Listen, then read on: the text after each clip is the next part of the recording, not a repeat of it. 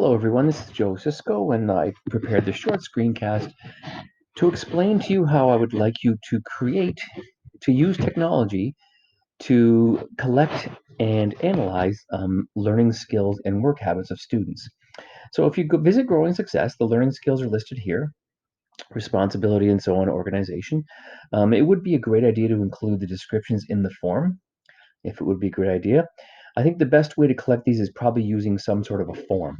So whether you use Google Forms or Microsoft Excel forms, I would like you to create a form that you could collect and analyze learning skills and work habits. I'm going to show you an example of a couple of forms that you can do, and I think it's important that we talk about a learning skills form for teacher use and a learning skills form for student use. So if you're using Google Forms, this is the actual form created by the teacher. And you'll notice that if you're a teacher, you're going to need to choose the student's name. Now, I put student A, B, C, D, E, and I've listed responsibility, and there's the choices for excellent, good, satisfactory, and so on. And I've also left a place for comments, which I think might be important. Comments about responsibility, and then initiative, and comments about initiative, and so on. If we look at the live form is this. So the teacher would say, this purpose of this form is to allow teachers to collect evidence of achievement of learning skills. So the teacher each day, maybe not each day, but maybe each week, would pick a number of students and assess learning skills. So they would say, student A, I think student A has good responsibility, and I can add some comments about why those were great, and so on and so on. The teacher would then fill in these right here. What's great is the teacher would then have a running record of all of the learning skills that they've observed this year and have actually assessed, and maybe given feedback, but for sure collected some comments for themselves. This would certainly be wonderful for parent-teacher night and end of the year when teachers are going to actually fill out report cards. I would also like you to create a student use learning skills form, which is very much the same, but the student would have to do this. So the student would have to fill in their first name. They would have, oh, sorry, I'm going to go to the live form to show you. So when I go to preview, this is the live form. The student would have to fill in their first name, fill in their last name. I love the idea of separating those two because it's great for sorting later. And again, the student would choose and say, you know what, my responsibility was excellent.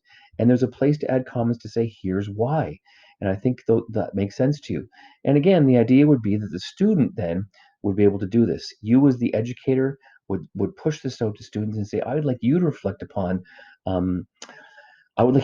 upon your learning skills and tell me where you are. What's very interesting is if you were to do this, students would then be forced to understand what self-regulation is, and that conversation would be a great conversation to have within the class.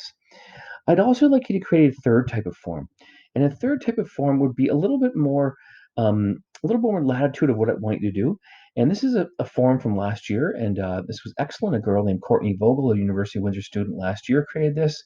So the purpose of this form is to gather information about students on the first day of school. We will fill out this form at the end of the term to track our progress. And there's a little more student-friendly language. Your first name, your last name, how do you feel about being at school? And there's some nice emoticons the teachers put in there. Do you know the name of all of your classmates? Can you find the library? Can you write your name? These are outstanding examples of questions that would certainly be something that you as the educator would like to know in terms of comfort level and so on, but it might be fun for the students to fill them in and then create a safe space for students to be giving feedback for the teacher. Again, these might not be learning skills that would be recorded in Growing Success or something that you would ever report on a report card, but these would be very, very important sort of benchmarks that you would want to have for your students. What I want you to do and what I need you to do is, again, visit Growing Success, take a look at learning skills and work habits, and I would strongly encourage you to include the criteria in your form. I didn't do that in my form, but I think it would be a great idea for you to record that in there.